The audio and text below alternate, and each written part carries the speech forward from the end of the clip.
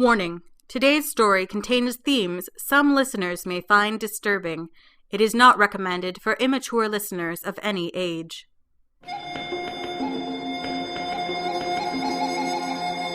Podcastle, number 19, for August 5th, 2008.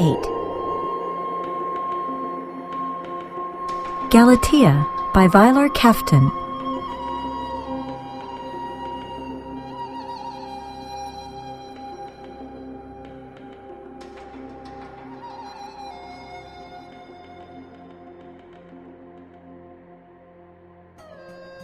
Hi there, this is Rachel Swirsky, Podcastle's chief editor. You probably know the legend of Galatea, the sculptor Pygmalion, who carves a statue of a woman so beautiful he falls in love with her, and prays for the goddess Aphrodite to bring her to life, which she does. Today's story isn't so much a retelling of the classic Greek myth as it is a slantwise look at similar themes of body and sculpture and desire, and the line between artificial things like sculptures and cities, and living things like women. The main character in this story is having a crisis of identity about how she relates to her world and her body. When I first read this story last summer, I was having a similar crisis. My feet and hands had begun to tingle, like everyone's limbs do when they fall asleep, only it was happening all the time. The sensations came on during a heat wave, and they would switch from hand to hand and foot to foot. The sensations, paresthesias, which is to say sensations that have no origin in the physical world, are a sign that something wonky is happening with your nervous system. They can stem from a number of problems, including diabetic neuropathy and simple anxiety, but I feared something worse. As a white woman in my mid-20s, I'm in a high-risk demographic for multiple sclerosis. And when I went into the emergency room to speak to a doctor, she told me what I feared. I needed a brain scan to see if I had a demyelinizing disease. Luckily, it turns out that I don't. I tested negative for diabetes, brain plaques, brain tumors, lupus, and a vast number of other problems. What I had was a vitamin B deficiency brought on by my amazingly poor diet while I was living alone in the Iowa City winter. It took nearly 2 months to get that diagnosis, though. In the meantime, I was living in a state of fear and alienation from my own body. As a physically abled 25-year-old, physical decline had always been in the abstract for me. I knew it would happen, but never had to face it full-on. For a while last summer, I was faced with the strong possibility that in 10, 20 years, I would be lucky to be able to walk or work. I couldn't trust my body to react as I'd always expected it to. My vitamin B deficiency was caused in part by my inability to adjust to the isolating snow and cold of the Iowa winter, which I, as a Californian, had never before experienced. My alienation from my environment became an alienation from my body, which points to the ways in which where we live, how we live, and who we are really interconnected. This story is by Vylar Kaftan, a resident of Northern California. She's a temple dancer, and she collects choose-your-own adventures. She blogs at vylarkaftan.net, and her LJ is Vylar_Kaftan. Galatea first appeared in the magazine Heliotrope, and the text can be found online at heliotropemag.com/issue02/galatea.html. The story is read by, me. I'm Podcastle's chief editor, as you may have noticed, and you can find me online at rachelswirsky.com. Links in this introduction can be found online at our website. Enjoy the story. Galatea by Vylar Kaftan. Since I moved to the city, I've been dying, piece by piece. It's not really the smog, or the crowds, or my tiny apartment above the Arabic bookstore, or any of the things that bother most people. It's the way people hurry around, their faces to the sidewalk, darting through the streets like ants swarming over a dead lizard. City life is fractured into thousands of pieces, faceted like the view from insect eyes. Maybe it makes sense to ants. To a small-town girl like me, it's overwhelming. The problem is that I've been here long enough to start dying. I lost 2 fingers last week. They fell off while I was sleeping. I found them next to my pillow in the morning, and put them in a shoebox, with my big toe. Riding home on the bus each night, I see other people who are dying. Not all of them are losing body parts like I am, There's this one guy, an old man who shaves badly. Looks like a war vet, or maybe an ex-cop. He smells like mothballs. He's got a patch of dead gray skin on his cheek. It looks like frostbite, and it's spreading. Yesterday it stretched across his broad nose. There's a girl about my age with blood dripping from her ears. I try not to sit by her because she bleeds on the bus seats. There's a black drag queen who's fading. Last time I saw her, she was nearly transparent. The streetlights flickered behind her as we rode together. She caught my gaze and winked with a diamond-edged eyelid, then got off at the next stop. I haven't seen her since. I think she's gone. One Friday night, after I'd been working late typing up a deposition, I took a later bus than usual. When I got on, the driver stared at me with empty sockets. His eyes had rotted away, but his hands and feet remembered the route, and they controlled the steering wheel and gas pedal. I sat in the handicapped seats so I could watch him. The bus crept through city traffic, so slowly it couldn't hurt anyone. Traffic signals turned green for us and stayed that way for 3 minutes as we crossed the intersection. It was on this bus, watching this driver, that I realized if I stayed in this city, I would lose myself completely. When I got home, I raced up the outside steps. I caught my boot on the metal stairs as I fumbled my keys out. Kicking the stairs, I pushed the key at the door. The sound of a power drill caught my attention. I glanced across the landing at the other apartment above the bookstore. I hadn't met my neighbor, but I'd seen the guy. Tall, shaggy-haired, usually covered in paint. An artist for sure. This city was full of them. As I set my purse on the kitchen counter, I heard a knock on the door. I remembered my big city training. Don't open the door. Not in the city. You're not in a small town now. Through the peephole, I saw the artist from next door. He was standing on the porch we shared, his hand raised to knock again. I opened the door. He was taller than I'd realized, well over 6 feet. His hair was curly and wild, sort of ginger-colored. He wore a Free Tibet tie-dye shirt with a green streak across the front, like he'd wiped a hand there once. He was picking at something on his hands. "Hi," he said. "I'm your neighbor." "I know," I said. I extended my right hand. "I'm Trent. I'd shake your hand, but I've got glue on mine." He was whole, with nothing dead on him that I could see. I wondered how long he'd been here. "Julie," I said, tucking my left hand behind my back. I didn't want him to see the missing fingers. "Listen, I was wondering, could I borrow a cup of something? 1 cup. Of?" I figured I'd misheard him. "Of what? Sunshine? Roaches? Oh, brown sugar, I guess." I noticed his eyes were pale and green, and large, like a frog's. "Sure," I said, turning toward the kitchen. It was the kind of request that neighbors made all the time where I was from. Too late I realized I shouldn't leave the door open behind me in case he meant some sort of harm. Too many years in a small town, all the ways of being in the city were foreign to me. They were things I'd learned from brochures and travel guides, the internet, all the ways to keep the city off me, to keep it from hurting me. "Thanks, you're awesome," he said. I pulled a plastic measuring cup off its ring and packed it with brown sugar. He watched me carefully. I saw his eyes shift toward my bad hand. "Here you go," I said, offering him the sugar. "Can I keep the cup?" I paused. "My measuring cup?" "Yeah. Can I have it?" "You gonna buy me a new one?" "No," he said. "But I'll tell you why your fingers fell off, and why half the city is dying." I looked at him, outlined by my door frame and the cement wall behind him. "Okay," I said. "Keep it." "Thanks," he said, walking across the porch. I stepped outside. "Wait, you said you were going to explain it." "I will," he said as he opened the door and stepped inside. "Come over tomorrow, and I'll show you." That night, I lost my hair. It lay on my pillow in the morning, long and straight and pale like dead grass. I picked it up and tied a black ribbon around one end, then put it in the box with the other things I'd lost. I looked at myself in the mirror, thinking I looked like a cancer patient. I had to get out of the city. I'd start packing tomorrow afternoon. First thing in the morning, I knocked on Trent's door. The cold nighttime winds were still blowing, and it was only day because the sun was up.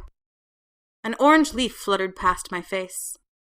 I pulled my jacket closer to me, feeling the wind on my bare head. Trent opened the door. He was still wearing the same shirt, and I wondered if he'd slept in it or just stayed up all night. His apartment smelled like patchouli. His eyes flickered over my head, but he just said, "Julie, come on in." I stepped through the doorway into a chaotic front room. The walls were covered with peculiar painted items, large-nosed dolphins, giant paper carrots, portraits of impossibly built people. In the corner stood a plush green couch with fish-shaped pillows. A nearby end table had 5 legs, each bent at a similar angle, skewing the table sideways.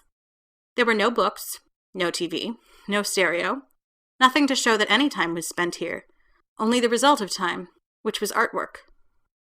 He saw me looking around. "Sorry," he said. "This room doesn't get cleaned much. I stay in the bedroom mostly. I wanted you to meet her." "Who?" "I don't think I can explain. Just come see." I followed him past the kitchen nook and the small half-bathroom into the bedroom. The room was dark.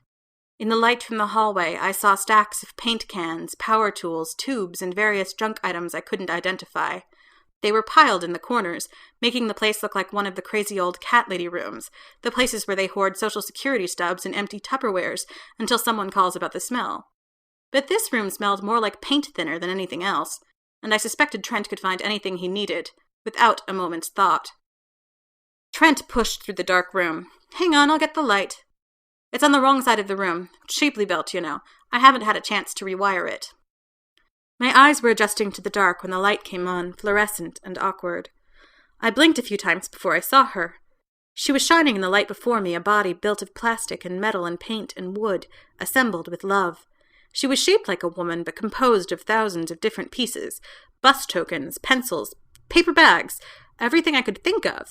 For a moment I thought it was trash, but then I realized that every part of her was in good condition, and some things weren't what people would have thrown away, like the $100 bill papier-mâchéed into her neck. She had a remote control in one of her feet, and a well-polished antique table leg for a spine. Part of her left breast was my measuring cup, the one I'd given him last night. Her eyes were sparkling gemstones, one brown and one blue. She was pieces of everything, and yet whole unto herself. She reclined on the bed, on a red quilt, like an empress. She was beautiful, and I found myself feeling more alive than I had since I came to the city. "Her name is Galatea," he said, moving towards me, "after Pygmalion sculpture." "She's incredible," I whispered, moving a hand forward. I paused. "May I?" "Please," he said. "She's meant for touching." I touched her, only noticing after I'd done it that I'd used my damaged left hand. I withdrew it carefully. "Did you build her all by yourself?" I envisioned her coming to life with a kiss, embracing her creator. I glanced at Trent, imagining Galatea's body wrapped around his, in a tangle of metal with tie-dye. "That's the thing," Trent said, sitting heavily on the bed. "I didn't build her." I felt myself cooling off, like someone had dumped water on my head. "Oh," I said. "So you bought her like this, at an art show?" "No," he said sharply. "I built her in that sense. I added every nail, every dab of glue, every touch of paint, all by myself. She's my artwork, every piece of her." "Sorry," I said, and meant it. I just thought... "No, I assure you, she's my project. I wanted to build a sculpture made of objects I had to persuade someone to give me. All things from this city." Trent sighed and rubbed his temples. "I mean, I didn't build her. I think she built me." I looked at him, his wild hair sticking up like a scrub brush, and thought for a moment he'd gone insane, a crazy artist talking to his projects. "How could she build you?" "Originally, I added everything I got from people. I tried to be as outrageous as I could, seeing what people would give me. There's actually an expired security badge from the Pentagon buried inside her, and a placenta, dried out, of course, and a 1900 penny that's worth a lot of money, or it was before I glued it to a doll's head and stuck it in her stomach. But sometime after I'd built her torso and head, that was probably 6 months ago, sometime around then she started rejecting parts." "What?" "You're going to think I'm crazy," he said apologetically, and with those words and the way he said them I felt embarrassed for having thought it. "But yeah, she rejected them. I'd glue something down at night, And then in the morning when I came back, the piece wouldn't be attached. It was like I'd never stuck it down. Sometimes I'd even find a piece on the floor like it had been cast off or something. It creeped me out. I hooked up a webcam to try and watch it, but there was nothing. The picture was blank no matter what I did with it. I ran my hand over my bare scalp, marveling at the way I could feel the texture of my fingers. And she built you? She's certainly trained me to bring her what she needs, he said. What does this have to do with my lost fingers? Trent stood up and walked to the window. He looked out at the grayness and tapped his fingers on the glass. A few leaves fluttered across the sky. It's just a theory now. I don't know any more than you do. I wove my fingers together and stared at the gap they created. Okay. A theory's more than I've got. He turned and looked at me. I think the city is like that too. Like what? Building itself. Making itself into what it wants to be. I looked at him. The way Galatea builds herself. Yeah. The city chooses what it wants to be here, and what it doesn't. If it accepts something, it cements in so deeply that sometimes it gets lost there, like the 1900 penny. And if it rejects something... I had this girlfriend once. He didn't finish the thought. I sat down on the bed next to Galatea. You think the city rejected me? Are you happy here? I shook my head. The pit of my stomach ached. Maybe you're right. It doesn't matter. I'm leaving. I decided that last night. I'm leaving before I lose anything else. He sighed. I'm not sure it'll help. I don't know, but... I stared at him. I wanted to scream, but no one but Trent would hear. The sun moved from behind a cloud and lit the room, incongruous with the despair I felt. So what can I do? I don't know, he said. I don't know why it happens or what to do. I just see it. I don't want to leave. I want to belong, but I don't know how. It's not something to know, he said. It's something you do, something you are. Maybe I can become someone else, I said. That's what I wanted to do when I got here. I didn't really want to come, but I'm a first-gen college grad. My mom said I should come here. She said I was too smart for the town I was in. I needed to be somewhere where I could help people, do something with myself. I shook my head. It's a lot of pressure. Everyone's counting on me to become someone. Maybe that's why you're dying, he said gently. Because you wanted to be someone else. I didn't answer. I was thinking of my hometown where I wasn't afraid. Trent sat down next to me. Sometimes when I try to put something on Galatea, I just need to find the right spot. Sometimes she rejects something because I placed it wrong. Maybe you need to find where you fit. Maybe, I echoed. I imagined myself as a piece of this city, a small bit of scrap to something so massive. I'm scared, Trent. Me too. I'm frightened all the time by the things I see around me. What do you do? The same things I'd do if I weren't. That afternoon I went for a walk by the tiny park I'd never visited before. It was just one city block, with a low fence, a dozen trees, and a picnic bench. There was a wire garbage can, where someone had tossed a stack of old magazines and a broken broom. I threw my granola bar wrapper away, sat on the picnic bench, and tried to remember who I'd been before I came to this city. I was generous, I remembered. I always made time for friends and family. I threw a surprise birthday party for my mom just before I came here. I spent hours making paper decorations to save some money. It had all been worth it, to hear my mom's laughter when she saw all her friends together in the same place. When was the last time I'd called my mom? I couldn't remember. I'd done it regularly when I'd gotten here, but I'd fallen out of the habit. I was trusting. I never locked a door, not until I moved here. At home I liked to talk to the mail carrier and ask about what she'd seen lately, but in the city I had to build these walls to keep danger out. I glanced down at my feet where the maples had dropped their helicopter seeds into a brown carpet. I picked one up and threw it in the air. It spun around and fluttered slowly to the ground. I scooped up a handful and threw them, watching the wind take them into a pile of maple leaves someone had raked nearby. If the city was rejecting me, then either I had to find where I fit, or just give up. And I didn't want to give up. I stood from the park bench, and my right leg remained behind. I glanced down at it curiously. The leg remained bent at the knee, as if my body were still attached. It could have been a sculpture there, a stray leg piece someone had left as a design. There was no blood, just a cauterized stump at my hip. I looked at the stump, feeling a phantom sensation of having a leg there. I shivered and felt my armpits sweating. Fear rushed through me like the blood in my veins, pushing me toward the limb that I could no longer reach. I saw myself scattered across this city with no core left to me at all. I had to make the city accept me, to believe that I belonged here. I fished the broken broom out of the garbage to use as a crutch. My granola bar wrapper fluttered to the ground and into the pile of maple leaves. I called a cab to take me home, and then I knocked on Trent's door. I didn't see him at first. I looked over the balcony's edge and saw him standing in front of the bookstore, talking to the owner. I'd never spoken to the man. He was very tall and always felt threatening to me. The man handed Trent a brown headscarf and said something in Arabic. Trent smiled and repeated the words back to him slowly and poorly accented. The owner laughed. I watched them clasp hands, then embrace briefly, their left hands on each other's shoulders. The owner went back inside. Trent glanced toward the door and saw me, leaning on my crutch, and his face went sober. He came upstairs, helped me inside, and poured me a glass of Coke. I sat on the green couch and studied the fish pillow.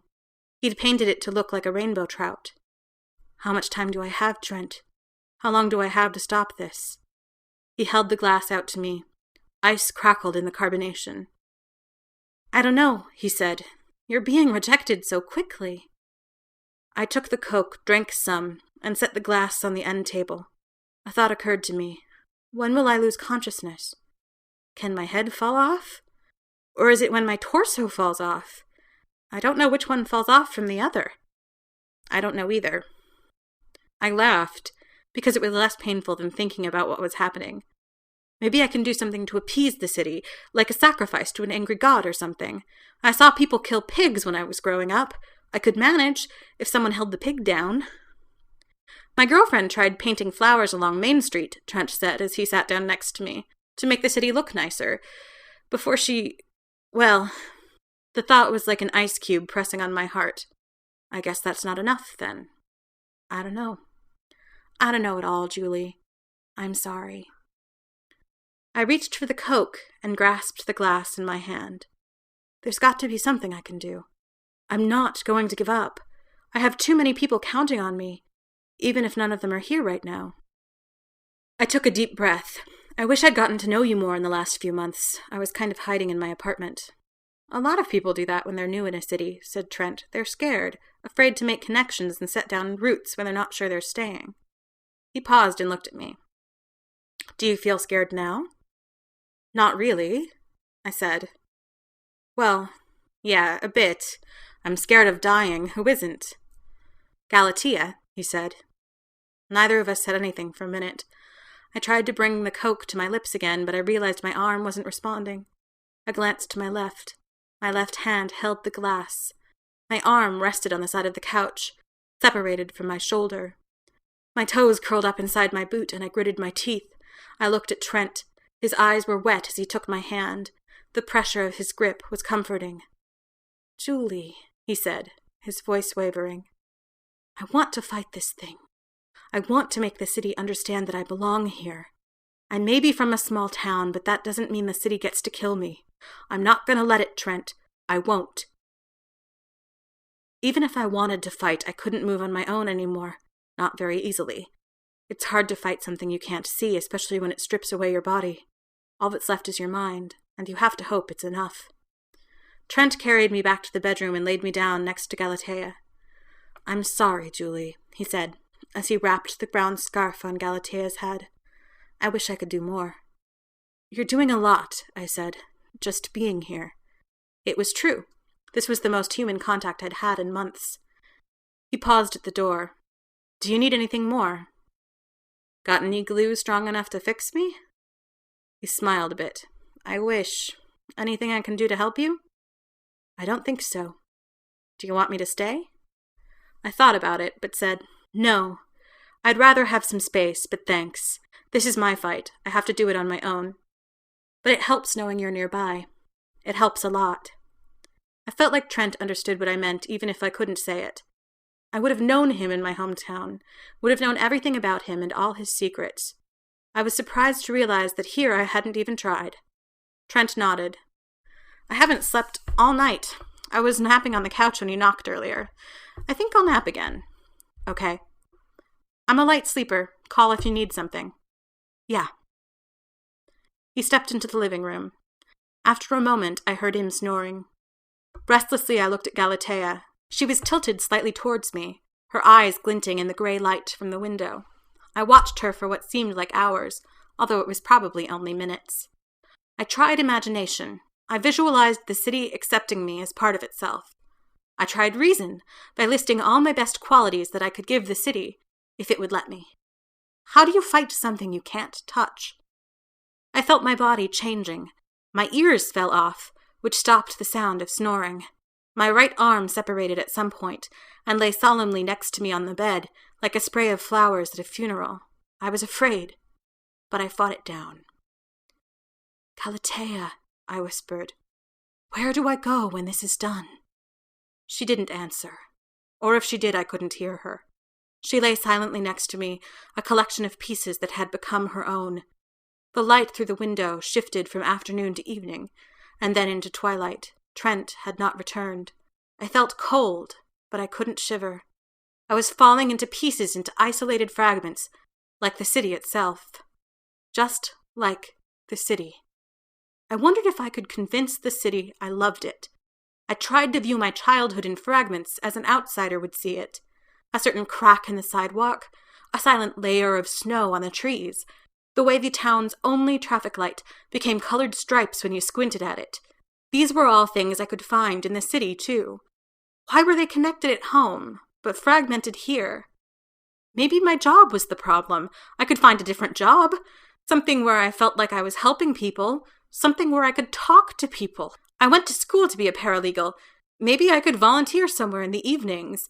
Maybe I could do something for the war vets who were suffering, or the drag queens, or someone else. Can you hear me? I asked the city. Do you see that I'm trying? I couldn't tell if the city understood me. Galatea watched me with a steady gaze. She was eclectic and strange, yet familiar. I wondered who'd given Trent the yo-yo for her shoulder, the eraser for her nipple. The last light passed through the room, shining across Galatea's figure. I blinked, and my eyes fell out. I can't see, I whispered in the darkness, and then shouted, I can't see! In a moment I felt Trent's hand stroking my cheeks. His fingers were calloused and rough with dried glue. Without my eyes and ears, all I could do was feel. The heat of Trent's fingers warmed my skin. He smelled like oil paints and iron tools. I wanted to touch him, to hold on to the only connection I had, but my hands were gone. I extended my tongue, letting it slide against the knot of his knuckles, tasting the chemicals of creation on his skin. The taste changes me. I can only feel each finger where it touches me, but I know those fingers connect to a hand, which is part of Trent.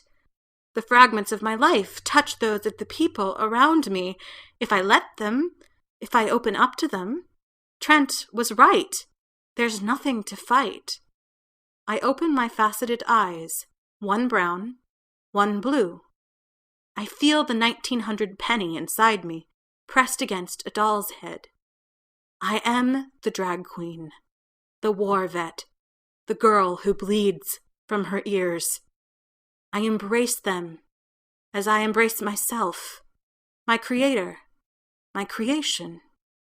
I stretch from the bed, reaching for Trent as I reach for anyone who dreams, anyone who has hopes in this city.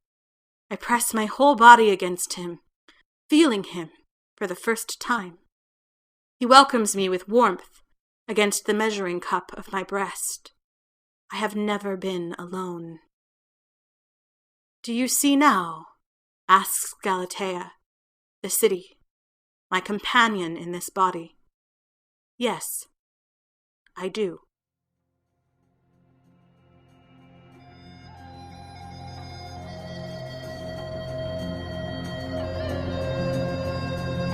Pretty much everyone seems to have enjoyed episode number 17, Goblin Lullaby by Jim C. Hines.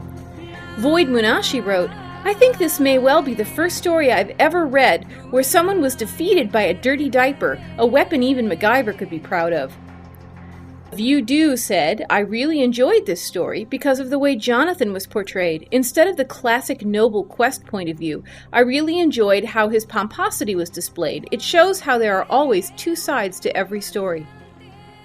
Roni was a voice of dissent.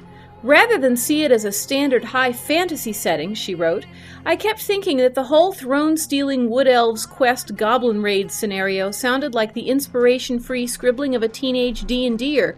This may have been intentional, but it made it really difficult for me to suspend disbelief and engage with the story, which I prefer to do even with the fun stuff. On the blog, Randy Knows thought it was an awesome story and continued, the world could use more smart, semi-cranky old ladies just trying to get some peace and quiet in the world. Travis wrote, the crankiness of Grell was captured perfectly, as well as the stuffiness of the elf warrior and the somewhat naive arrogance of the young human king. I hope Christiana Ellis will be coming back for other readings. If you've got an observation or just want to chat, come on over to forum.escapeartist.info and give us your 2 cents.